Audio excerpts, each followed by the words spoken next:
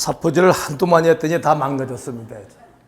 저는 오늘 사포질을 하고 있었습니다. 우리나라 말로 하면 삐빠가 되겠습니다. 이 삐빠질은 나무로 된 무슨 가구를 만든다든지, 그리고 철로 된 무슨 철제를 만들다 할 때 맨 마지막 마무리 작업을 하는 것이 사파, 삐빠질이 되겠습니다. 꼭 필요한 것입니다. 만약에 이 삐빠를 가지고 여러분 살을 한번 문지기면 여러분 굉장히 기분이 나쁠 것입니다. 살갗이 해지고 상처가 나서 아프고 힘들 것입니다.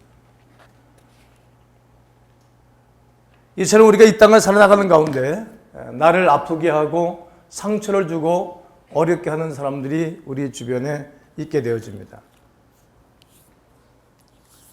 우리는 모든 삶 가운데 이렇게 나를 번거롭게 하고 상처를 준 사람 만난다는 것입니다. 나는 그런 사람 필요 없는데도 하나님이 붙이시기 때문에 다른 길과 다른 방법은 없습니다. 그들은 우리를 힘들게 합니다. 배낭족이 있는 것처럼, 오렌지족이 있는 것처럼, 칸가루족이 있는 것처럼 저는 오늘 사포족이라 이렇게 별명을 붙여봤습니다. 운이 좋은 사람은 아마 이 사포족을 만나지 않을 수도 있습니다. 좋은 사람이 되겠죠. 또 누구든지 이런 사포족을 만나고 싶지는 않을 것입니다. 왜? 나를 힘들게 하고 어렵게 하는 사람을 일부러 만나고 싶어 하지는 않기 때문입니다. 그러나 사포족은 어디에든지 있습니다. 사포족뿐만이 아니라 사포 같은 일도 우리 주변에 얼마든지 일어나고 있기 때문입니다. 헐리우드 영화 배우인 러셀이라는 사람은 이렇게 말했습니다. 이 사포족과 사포 같은 일들 가운데 우리에게는 벗어날 수가 없다. 유명한 사람이라든지 부자라든지 많이 배운 사람일지라도 다 있다라고 그는 말했습니다. 저와 여러분도 마찬가지일 것입니다. 저는 지나간 몇 주 동안에 모래성이라는 총 주제를 가지고 이번에 메시지를 증거했고 오늘 마지막 시간이 되겠습니다. 지난주까지 우리는 대부분의 삶의 해변에 모래를 가지고 모래성을 만드는 것과 같은 인생길을 살아간다라고 말씀을 드렸습니다. 잘 배웠으리라 생각합니다. 머리에 나갔다가 들어오면 망가지고 파도가 계속 치면 아무리 잘 만들어 놓은 이 모래성일지라도 폭삭 무너진 것을 수없이 영상물로 봤습니다.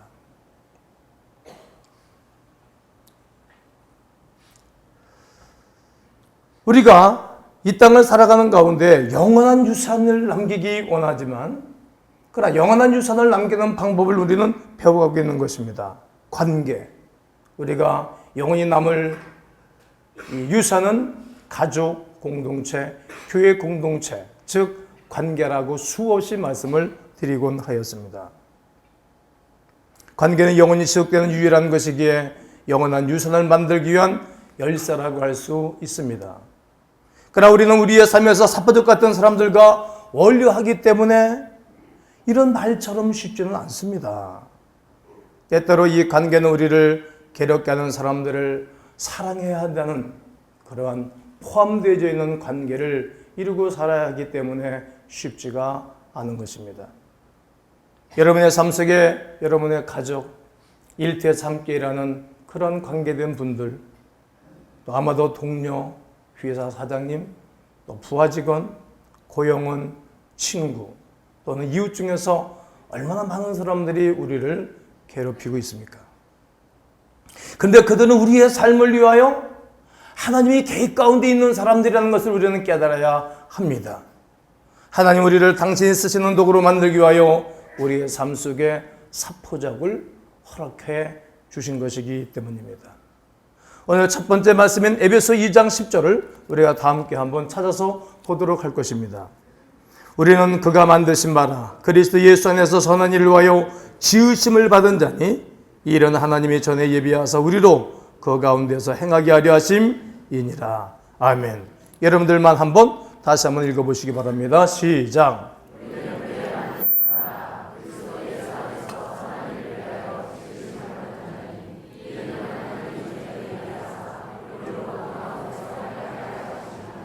아멘. 만드신 바라. 한번 따라해 보시겠습니다. 만드신 바라. 요 만드신 바라 요 단어가 헬라어로 어떤 뜻인가 하면 예술작품 그리고 걸작품 이런 뜻이에요. 따라해 보세요. 예술작품, 걸작품. 그러니까 하나님은 여러분과 나를 사용하시기 위하여 아름다운 도구로 걸작품으로 만드셨다는 겁니다. 하나님의 선한 일들을 위하여 창조된 바 된 하나님의 사람들이라는 겁니다. 하나님이 우리를 향하신 계획, 하나님의 목적은 하나님의 영광을 위하여 사용되어지는 강력한 도구가 되는 것입니다. 그러나 문제는 어떻게 하면 우리가 선반에 놓여있는 더 모든 도구들처럼 말입니다. 하나님의 거룩한 영광에서 저런 도구들처럼 쓰임받을 수 있을까? 그런 것입니다. 왜냐하면 어떤 도구는 우리를 괴롭게 하거나 힘들게 하기 때문에 그렇습니다. 즉 직접적인 말씀을 드리면 어떤 사람은 나를 너무 힘들게 한다는 거예요. 가까이 있는 가족 중에서도 우리의 삶의 현장에서 우리가 다니고 있는 학교에서 또 우리가 사업장에서 또 급기야는 교회 안에서까지라도 가까이 있는 사람이 나를 괴롭힌다는 거예요. 어떻게 가까이 지낼 수 있을까? 이것이 과제입니다. 어떻게 좋은 관계를 올릴 수 있고 하나님의 선하신 계획과 놀라운 계획을 이 땅에 펼쳐나갈 수 있을 것인가? 거기에 대해서 네 가지로 오늘 저는 말씀을 드리도록 할 것입니다. 첫째, 사랑과 스트레스에 대해 목수의 시각을 가지는 것입니다. 저 사람을 통해서 또 눌림 이런 일들을 바라볼 때 목수의 시각으로 바라보는 겁니다. 예수님의 육신의 아버지 요셉은 목수였습니다. 그리고 예수님은 어린 시절, 유년 시절부터 청년 시절까지 목수 일을 했어요. 목수는 저 모든 연장을 가지고 좋은 걸작품을 만들 수 있다는 거예요. 그 시각으로 바라보는 것입니다. 저는 우리의 삶에 있어서 문제원이 되고 우리의 시각으로 바라볼 때 골치 아프게 하는 모든 도구들을 리스트로 한번 작성해 보았습니다. 그 첫 번째가 어떤 것인가 하면 줄자입니다. 줄자. 이 줄자 이런 사람들은 좀 피곤하죠. 정확한 자기의 수치를 딱 대는 거예요. 이거를 벗어나면 난리치는 겁니다. 완벽주의자들 아주 힘듭니다. 저는 설교를 듣는 시간에 뭐 훗노트를 한다든지 또 성경책에다가 2015년 5월 31일 사포 나 이런 거 좋아하지 않습니다. 왜냐면 그 설교한 거 집에 가서 보지도 않고 그거 보면 내가 한 3년 이후에 이 설교를 내가 재탕 설교할 거야. 더 좋은 설교 만들어서 3년 전에 했는데 그럴 거니까. 출제가 딱 되는 사람들. 뿐만이 아니라 이건 아주 0.0mm까지 정확하게 수치를 잡는 된단 말이에요. 착 들여다가지고 꼼짝 달싹 못하게 하는 거예요. 힘들죠. 그런 사람 옆에 있으면. 어떤 사람은 말입니다. 막 잘라대는 거예요.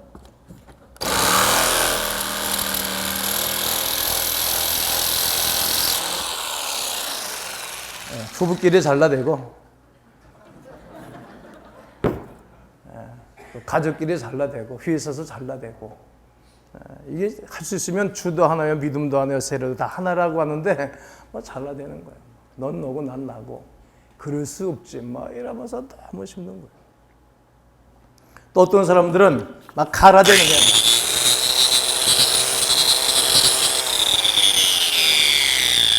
나는 절대로 그럴 수 없어. 질 수 없어. 끝까지 고집피는 겁니다. 뿐만이 아니라 삔쭈라 잡아 뽑는 거야.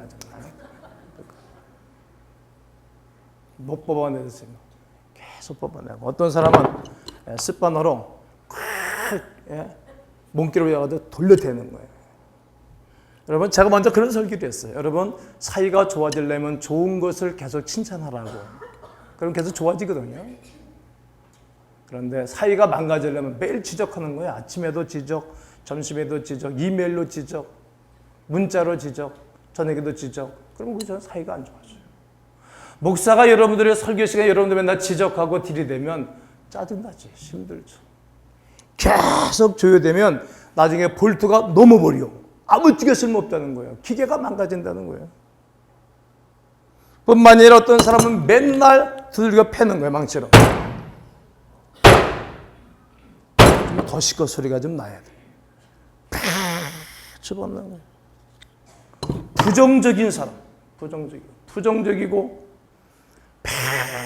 늘 원망하고 그런 사람들이 우리 옆에 있는 거예요. 혹시 여러분이 그런 사람이 아닌가? 주변에 그런 사람들을 우리를 어렵게 하고 또 우리가 다른 사람들을 이렇게 어렵게 하기도 한다는 거예요.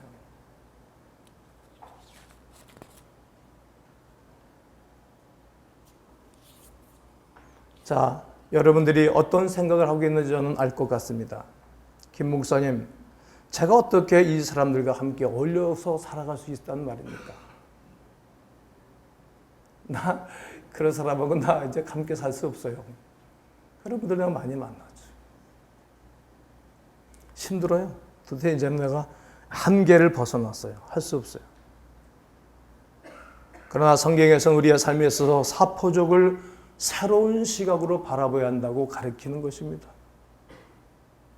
이 모든 것에 대해서 말씀하고 있습니다. 우리는 그리스도의 시각이 필요합니다. 그럴 때 우리가 동일한 공급박스에 있게 된 것을 알게 됩니다. 맨 뒤편에 공급박스가 있지 않습니까? 목수는 이 모든 일들을 다 마치고 난 다음에 공급박스에 다 담는 거예요. 공급박스에 있다는 것을 꼭 기억하셔야 됩니다. 이 지구촌에는 약간 70여 개의 이 공급박스에 있는 지구촌에 살고 있는 사람이 있고, 우리 대한민국에는 5천만의 이 박스에 있고, 우리 교회는 2,000명 다 되는 성도들이 이 공급박스에 있는 것입니다. 집안에서는 3, 4, 5 부모님과 함께 만나고 사는 사람들은 6, 7명의 공급박스가 가정에서 살고 있다는 거예요. 그들은 다 달라. 성격도 다르고 개성도 달라요. 모두 다가 톡톡합니다. 평범하지가 않습니다. 어디에 가나 나와 같은 사람은 하나도 없습니다. 그러나 우리는 다 공고 상자 안에 모든 연장을 담는 것처럼 이 세상에 함께 살아가고 있다는 것을 기억하셔야 합니다. 우리가 싫어하는 사람과 한 울타리에 있다 보니 우리는 그런 것이 사실입니다. 하나 예수님께서는 우리에게 마태복음 7장 3절로 5절에서 이렇게 말씀하십니다. 어찌하여 형제의 눈 속에는 티는 보고 내 눈 속에는 들보는 깨닫지 못하느냐? 보라, 내 눈 속에 들보가 있는데 어찌하여 형제에게 말하기를 나는 내 눈 속에 있는 티를 빼게 하겠느냐? 외식하는 자여 먼저 네 눈 속에서 들보를 빼어라. 그 후에 밝히 보고 형제의 눈 속에 있는 티를 뺄 것이라고 주님은 말합니다. 우리는 자주 다른 사람들의 티는 보고 자신의 들보는 보지 못한다는 겁니다. 작은 실수, 작은 잘못, 작은 죄에 대해서 우리는 막 지적을 합니다. 다른 사람의 당점이나 단점이나 잘못을 지적하는데 아주 익숙하다는 말입니다. 다른 사람을 평가, 절하 시키는 것은 우리는 매우 익숙한 사람들이 됐습니다. 그러나 예수님이 그것이 너희들의 문제라고 말씀하는 것입니다. 그게 네 문제다. 물론 우리는 이웃의 약점을 치료해주고 단점을 보호해주는 것이 우리의 사명이고 해결해야 할 일입니다. 그러나 우리는 우리의 들보를 지닌 채로는 할 수 없다는 거예요. 그래서 우리가 근본적으로 변화를 받아야 될 것이 우리의 삶입니다. 다음 주에 금토 이틀 동안 우리 29기 알파 성령 수행을 가게 되어지는데 그때 가게 되면 또 많은 분들이 완전히 변화할 줄로 믿습니다. 99.9% 100%의 많은 식구들이 변했습니다. 변하는 거예요. 변하지 아니하면 할 수가 없는 것입니다. 바울 사도는 로마서 5장 3절과 4절에서 이렇게 말합니다. 다만 이뿐만 아니라 우리가 환난 중에도 즐거워한다. 할렐루야. 환난 당합니까? 즐거워한다는 거죠. 어렵습니까? 즐거워한다는 거죠. 왜? 그 일 때문에 내가 하나님의 은혜를 누릴 수 있으니까. 환난은 인내를, 인내는 연단을, 연단은 소망을 이루기 때문에 바울은 즐거워한다는 거예요. 사포적이 나한테 붙으면 즐거워하는 거예요. 상처를 내는 사람이 있으면 즐거워하는 거예요. 힘들게 하는 사람이 있으면 즐거워하는 거예요. 그것 때문에 소망을 이루기 때문입니다. 수없는 바울 사도의 사역 가운데 어느 날 바울은 아시아 가서 복음을 전가하려고 했는데 하나님이 그를 바꾸는 거예요. 유대로 마가다냐 지방으로 바꾸도록 하는 겁니다. 가서 예수 그리스도의 복음을 전가하는 겁니다. 주 예수를 믿어라 그러면 구원을 받는 메시지를 전가하는데 귀신 들려 점치고 있는 무당이 계속 잡음을 내는 거예요. 떠들고. 그러니까 바울이 복음을 전가할 수 없으니까 예수 이름으로 귀신을 쫓아줍니다. 얼마나 좋은 일을 한 거 아니겠습니까? 근데 그 뒤에서 그가 점을 쳐서 이득을 하게 하고 돈을 받아서 가정을 꾸려가고 있는 그 남편이 기둥서방이 그를 붙잡아다가 때리고 옥에 가두는 거예요. 그 사람 바울은 로마 시민권이 가지고 있었던 사람인데도 그가 옥에 갇히는 거예요. 그리고 바울 입장에서 난 로마인이다. 로마 시민권을 내보내고는 맞지 않을 수 있고 옥에 갇히지 않을 수 있습니다. 그런데 그 다 매를 맞고 옥에 갇히는 거예요. 무슨 일을 하나님이 계획을 하실까? 그리고 그 밤중에 하나님 앞에 찬송하는 거예요. 그 밤중에 기도하는 거예요. 환난을 당할 때 기도하는 거예요. 다른 사람들이 다 잘 때, 간수들이 잠잘 때, 죄수들이 잠잘 때 바울과 실라는 밤중에 기도하는 거예요. 하나님이 어떤 분이신지 아니까. 하나님의 임재가 있었습니다. 옥문이 열렸습니다. 착고가 풀렸습니다. 그때 반수장이 볼 때 큰일 났어요. 왜? 그날 자기는 죽음을 당할 거니까 그 다음 날에는. 그래서 자기도 칼 뽑아서 어차피 내일 죽을 거 오늘 죽는다 알고 그가 자살을 하고 할 때 바울이 야, 네 몸에 손대지 말라. 그리고 그걸 건져줍니다. 어떻게 하면 되겠느냐? 주 예수를 믿어라. 그래만 너가 내주 구원을 얻으리 좋다. 그 밤에 바울의 상처를 씻겨주고 음식을 먹여주고 그 집안 모든 사람들이 예수를 믿고 구원을 받았습니다. 이것이 역사입니다. 환난 당합니까? 그때 즐거워하는 거예요. 그때 기도하는 거예요. 그때 한번 철회 기도 한번 해보시죠. 사람들 쫓아다니면서 도와달라 그러지 말고요. 사람들에게 요청하지 말고 하나님께 한번 기도해 보시죠. 바울은 이것을 알았습니다. 여러분과 제가 우리가 이 땅에 살아가는 가운데 골치 아프게 하는 사람들, 힘들게 하는 사람들을 인정할 때 어떤 인정? 하나님 나를 더 좋게 하실 것이다. 인정하게 될 때 하나님의 역사를 보게 될 줄로 믿습니다. 이유, 여러분과 나의 목아낸 성품을 다듬기 위해서 하나님이 그리 하시는 겁니다. 이 기구는 울퉁불퉁한 쇠를 다듬는 것입니다. 여기서 좀 갈라 그랬는데 갈면 먼지가 나고 쇠가루가 날게 되면 공기가 안 좋아지니까 못하는데 보관한 울퉁불퉁한 쇠를 갈가대고 곱게 하는 게 이 안정의 최고입니다. 하나님은 우리의 삶 가운데 사람들을 붙여서 우리를 갈구는 거예요. 어떻게? 하나님의 잃어버린 형상을 회복하게 하는 거예요. 어려운 분 여러분 옆에 있어서 여러분 힘들게 하세요? 출구하고 감사하기를 바랍니다. 예수님의 성품을 닮아가고 만들어가기 위한 하나님의 섭리입니다. 사포족을 통해서 우리 하나님 우리가 변화되기를 원하십니다. 어떤 사람은 인생의 망치 같은 사람을 만났습니까? 여러분을 강한 리더로 세우기 위한 하나님의 뜻이 있는 것입니다. 사포족을 바라보면서 여러분 난 마이너스 인생을 살아 그렇게 보시면 안 됩니다. 왜 그런지 아십니까? 긍정적인 유익을 주는 사람으로 바라봐야 됩니다. 매사가 그렇습니다.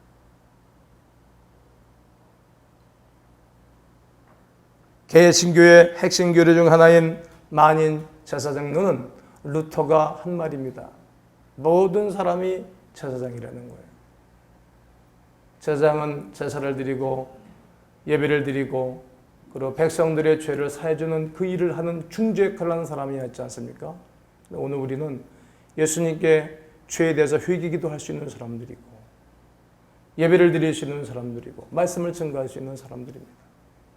우리는 다 만인 제사장이라는 거예요. 하나님이 나 한 사람을 통해서 다른 사람들의 유익을 위해서 존재하게 한다는 겁니다. 여러분은 사역하기 위해 공동체 안으로 또 세상 가운데로 들어가는 것입니다.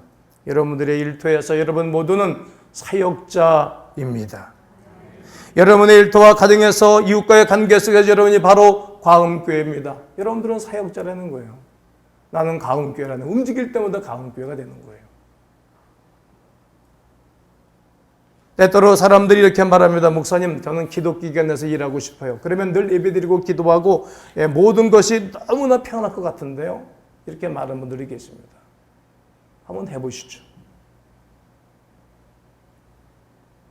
교계 일을 나가서 해보면 복잡합니다. 기도 더 많이 해야 됩니다.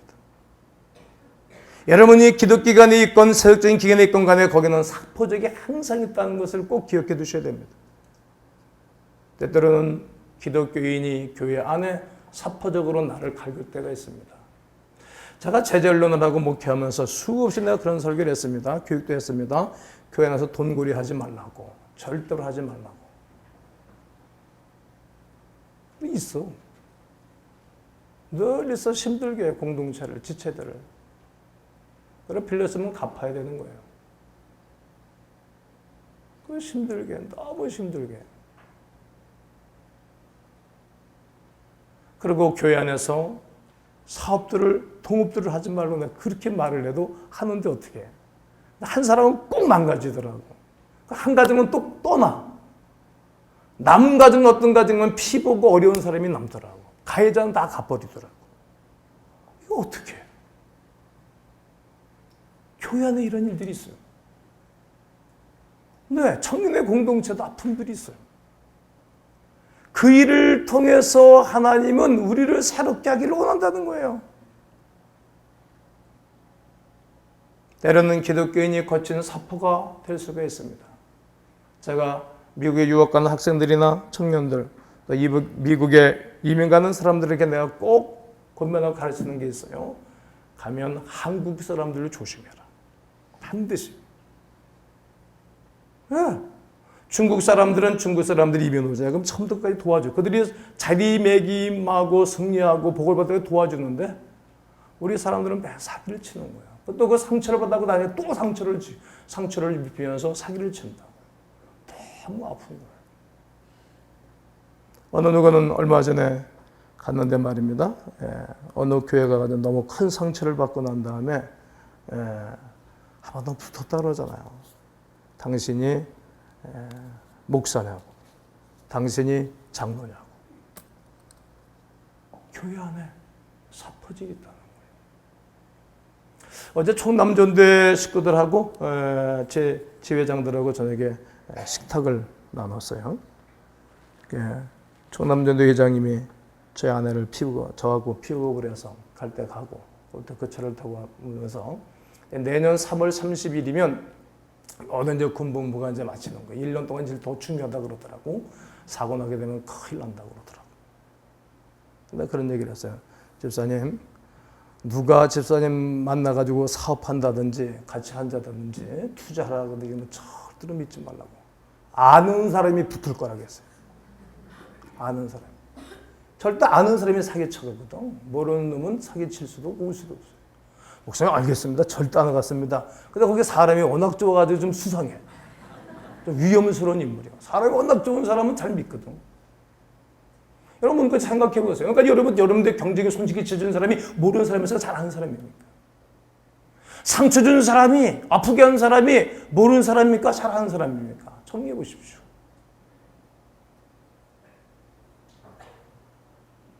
그러므로 우리는 문제와 스트레스에 대해서, 사포적에 대해서 목수의 눈으로 바라보기를 바랍니다. 제가 이 설교를 준비하고 또 준비하고 또 보면서 야, 나는 교인들한테 사포제를 잘하고 있는가 못하고 있는가. 전 잘하고 있어요. 왜? 새벽 예배 안 나오는 사람은 새벽 예배하라고 사포제는 정말 좋은 거지. 이게 무슨 설교 내가 오늘 잘 못하나, 이게 알아듣지를 못한가 모르겠네. 아니, 새벽 예배 안 하고 살아가는 사람은 새벽 예배하라고 사포제 얼마나 좋은 겁니까? 지나간 주 한 주간 동안에 새벽 예배 하라고 제가 다 걸었죠. 위원장들에도 다 전화하라 그러고 지역장들에도 다 하라 그러고 시켰죠. 어느 사람들은 오지 않는 사람도 있어요. 놀면서 안 바쁜 사람이 누구 있어요. 그런데 어느 지역장은 지나간 월요일 날이 공휴일이지 않습니까? 저녁 예배 마치고 시부모님 모시러 가서 선교를 간다고 가면서 문자를 나한테 날려왔어요. 목사님 정말 죄송합니다. 지방 갔는데 갔다 오고 나서 화요일서부터 새벽에 열심히 하겠습니다. 그러자고 답을 안 주고 있는데 한 시간 정도 지나서 문자가 다시 뜨리고 왔어요. 왜냐면 목사님 가던 차를 돌렸습니다. 가던 차를 돌렸습니다. 내일서부터 새벽 예배 열심히 하겠습니다. 내가 사포질 잘한 거지. 이쁘죠. 사람을 안 좋게 사포질하는 사람이 있는가 하면 좋게 사포질하는 사람이 있어요. 그러나 사람을 어렵게 사포질하는 사람이나 좋게 사포질하는 사람이나 그 일을 통해서 하나님이 우리를 아름다운 하나님의 사람으로 바꿔갈 줄로 믿습니다. 두 번째는 대립의 근본 뿌리를 파내려가셔야 합니다. 분노와 대립은 단순한 표면적인 것입니다. 더 깊은 것으로 뿌리를 파고 내려가 보게 되어지면 마태복음 12장 34절에 말합니다. 네 마음에 있는 것이 입으로 말하는 거라고. 말 툭툭 하는 사람도 있잖아요. 그 속에 있는 게 나오는 거예요. 입에 마음에 있는 것이 입으로 나와서 흥분을 시키고 어렵게 하고 분노를 일으키고 그렇게 어렵게 하는 것입니다. 우리 이것이 무엇인지 알아야 됩니다. 세 가지입니다. 첫째는 상처입니다. 뭐라고요? 상처. 우리가 상처를 받았을 때 화를 냅니다. 그런데 내 속에 있는 상처가 있으니까 툭 튀어져 나오는 것입니다.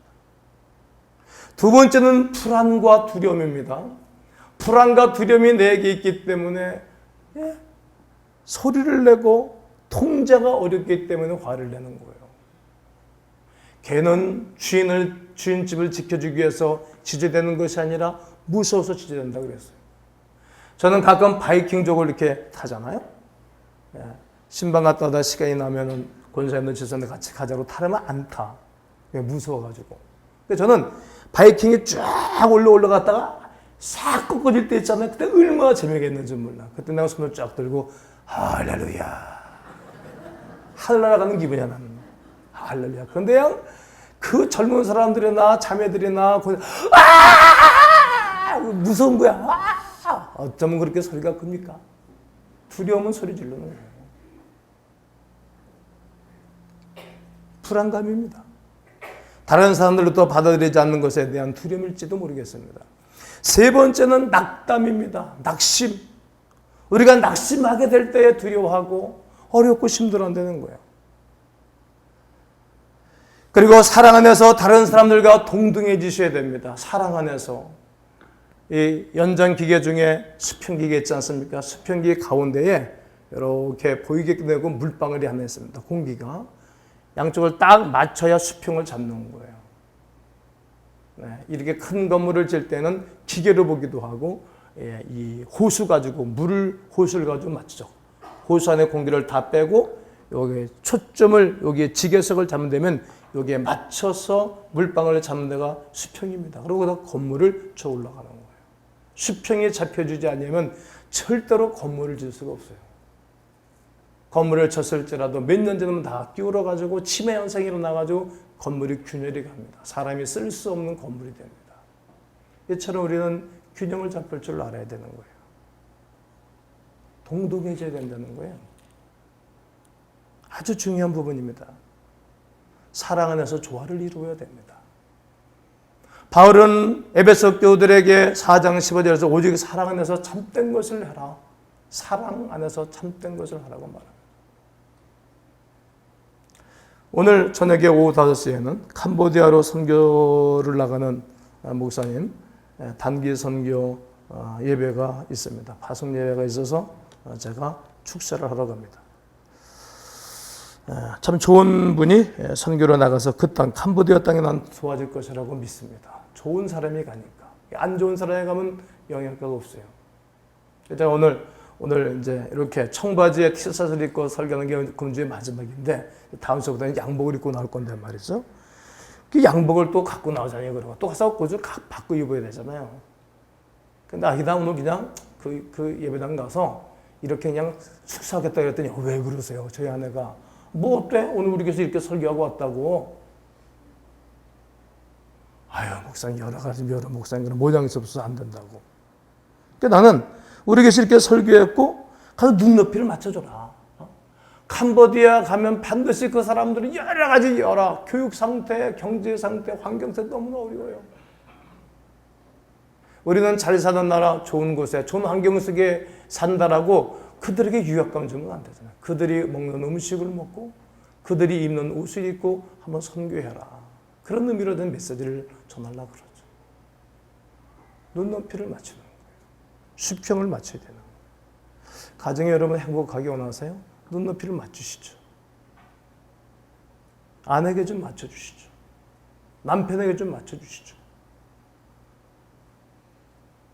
교회 나서 여러분 행복하고 좋은 공동체를 만들기 원하세요? 여러분 그리스도 안에서 한번 눈높이를 맞춰보시죠. 그러면 좋은 하나님의 사람들 유산을 남기게 될 것입니다. 마지막은 힘의 근원에다가 전원뿌러기를 꽂으셔야 됩니다. 아무리 좋은 기계라 할지라도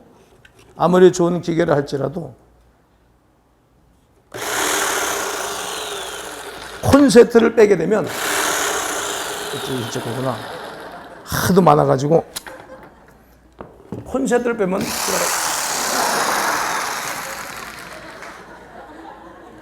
왜 바꿔놨어? 이건가 보다. 그렇지. 콘센트를 빼게 되면 움직이질 않아요. 아무리 좋은 기계를 할지라도 전기가 꽂혀 있지 않으면 이게 움직이지가 않는 것입니다. 우리가 좋은 가정을 만들고 좋은 교회 만들고 공동체 가운데 좋은 유산을 남겨놓고 싶지 않은 사람이 누가 있겠어요? 근데 안 된다는 거예요. 뭐가? 힘이 없어서. 그래서 오늘 우리에게는 그리스도 예수가 필요합니다. 그분의 도움을 요청해야 된다는 거예요. 고린도후서 1장 8절 9절 보면 형제들아 우리가 아시아에서 당한 고통은 너무 힘들어서 살 소망도 없었다는 거예요. 바울이. 너무 힘들었다는 거예요. 그런데 누구에게? 그리스도 예수께서 죽은 자 가운데서 살리신 그분을 통해서 우리에게 힘을 주셨다. 은혜를 입었다. 살 소망이 있다. 이 땅에 있는 모든 사람들은 그리스도 예수에게 연결되어 있어야 됩니다. 그분 앞에 사랑을 달라고 구하고 은혜와 능력과 영광 가운데 살게 달라고 간구하고 도움을 요청하면 오늘 이 시간도 주님이 귀한 은혜를 베풀어 주실 것입니다. 저는 오늘 마지막으로 그림 하나를 그려드릴 것입니다. 요셉이라는 인물은 정말 귀합니다. 요셉은 태어날 때 그는 어머니가 4명이 있는 집에서 태어나서 너무 힘들었습니다. 그의 인생은 바닥쳤습니다. 그러나 좋은 것이 하나가 있었습니다. 뭔 겁니까? 그의 아버지가 그를 사랑했습니다. 아버지가 그를 사랑해 주면서 그에게 채색 옷을 입혀줬습니다. 그런 가운데 그의 형제들이 그를 미워합니다. 너무 힘들었습니다. 형제들이 미워하니까 살 길이 없는 거예요. 어렸을 때 형은 엄청나게 파국에 있지 않습니까? 그러다가 구덩이에 장가버렸습니다. 물에다가 죽이겠다고. 그런데 누가 그의 형 루벤과 그리고 그의 형 유다가 우리가 한 골육지청인데 그를 죽이면 뭐하냐. 그리고 그를 살려줍니다. 그를 살려주고 어디에? 애굽에 팔아버리게 됩니다. 그는 애굽에 내려가서 살 계획도 없었던 사람인데 그를 하나님이 이주를 시킨 것입니다. 거기 가가지고 열심히 살면서 말입니다. 이제 문화를 익히고 언어를 익히고 살만합니다. 그런데 그의 보디발의 아내가 그를 눈치태면서 동침하자고 그럴 때 물리칩니다. 믿음으로 사는 건 그런 겁니다. 그가 말을 듣자니까 그가 나를 겁탈했다고 옥에 가둬버렸습니다. 억울하지 않습니까? 너무 힘들었습니다. 옥에 갇혀 살겠는데 하나님이 그에게 함께함으로 형통하게 됩니다. 형통하게. 모든 게 잘 되는 거예요. 전옥이 요셉 때문에 잘 되는 거예요. 평안하고. 그에게 모든 재반 업무를 맡겼어요. 그런 가운데 누가 나타납니까? 떡 맡은 관원장, 술 맡은 관원장이 옥중에 갇혔는데 그 꿈 해몽을 해줘요. 그리고 이 다음에 내 꿈이 맞을 거랑 당신은 나를 좀 빼낼 계획을 해달라고. 그런데 2년 동안 연락이 없어. 몇 년 동안요? 2년 동안. 2년 동안 또 요셉이 얼마나 고생을 했는지 몰라. 그래도 그는 늘 하나님을 바라보고 하나님을 경외하게 되어집니다. 그런 가운데 어떤 일이 생겼습니까? 애굽에 흉년이 벌어지는 거야. 무슨 흉년? 꿈을 꾸게 됩니다. 누가? 바로가 꿈을 꿉니다. 충실한 7 이삭이 쫙 올라오고 그 다음에 아주 파리한 흉년의 이삭이 올라옵니다. 7개가 올라옵니다. 또다시 꿈을 꿨는데 큰 살찐 소들이 있고 또 꿈을 꿨는데 아주 비숑 마른 소 7마리가 보이는 거예요. 꿈 해몽이 안 돼요. 근데 요셉은 여기서 변함없이 자기의 업무를 최선을 다하는 거예요. 자기의 맡겨준 일을. 얼마나 성실한 사람인지 몰라요. 힘들어. 자기는 어머니가 뉘시는 집에 태어났지. 얼마나 어려워요. 사포득이 다. 그 어머니들이 자기를 낳았지 않은 어머니들이 이뻐했을까요? 이뻐하지 않았을까요? 이뻐하지 않았지.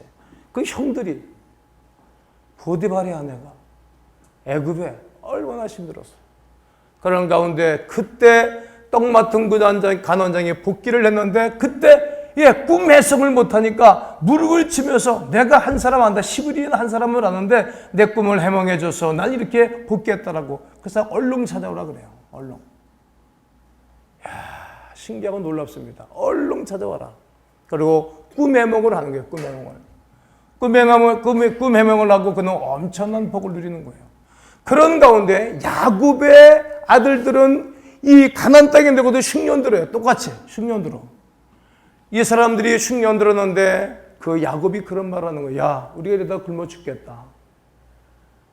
애굽에 가면은 먹을 것이 있는데 한번 가봐라. 그러면서 누구를 만나니까 이때 요셉을 만나게 되는 거예요. 요셉을 만나가지고 영광스러운 관계를 누리는 거 아닙니까? 그런 가운데 요셉으로 말미암아 누가? 온 식구들이 어디에? 애굽에 내려가는 거예요. 그런 가운데 누가 이 요셉은 왕은 아니지만 왕 같은 사람으로 이 땅을 살게 되는 거예요. 왕 같은 사람. 인생을 살다 보면 올라갈 때가 있고 내려갈 때가 있어요. 사포족. 자기를 낳지 아니하는 엄마 셋이 얼마나 요셉을 미워했겠어요. 여러분 주변에도 보면 어머니가 둘인 집들도 있잖아요. 참 어려웠을 것 같아요. 형제들의 사랑을 받지 못하고 갑자기 이민을 가서 문화의 충격, 언어의 충격, 고통스러울 어려움을 당하고 또 바르게 살라고 하는데 죄를 안 짓고 사는 것 때문에 옥에 갇히기도 하고 얼마나 힘든 인생을 살았는지 몰라요. 그런 가운데 하나님이 그 사포족들을 통해서 어렵고 힘들 때 시편 80편 3절을 보게 되어주면 누가 요셉의 다랑의 눈물을 먹고 마셨다는 거예요. 그는 결국 최고의 존귀한 영광의 멸루관을 쓰고 존귀한 사람으로 남는 거예요. 이때 나중에 야곱과 그의 형제들 70명이 애굽에 내려가요. 그때 그 요셉의 형들이 두려워 벌벌 떠는 거예요. 왜? 자기 죽일까 봐. 그때 요셉은 기가 막힌 얘기를 합니다. 형님들이요, 두려워하지 마시오. 당신들은 나를 팔았지만 하나님께서 선으로 바꾸사 나를 이 자리에 오게 했습니다. 내가 당신과 당신들의 자녀들을 기르리이다. 경건하고 좋은 공동체를 만들었다는 거예요. 성도 여러분, 저는 이제 모래성 설교를 이제 다 마쳤습니다. 여러분 오늘 이렇게 기도했으면 좋겠습니다. 주님, 모래성처럼 다 무너진 이 세상에 살아가면서 내가 우리 좋은 가족 공동체, 그리고 좋은 공동체를 남기기 땅을 살아가는 최고의 하나님의 사람이 되게 하여 주시옵소서. 이렇게 기도하는 중에 주님이 함께하기를 주의 이름으로 축원합니다. 위대하신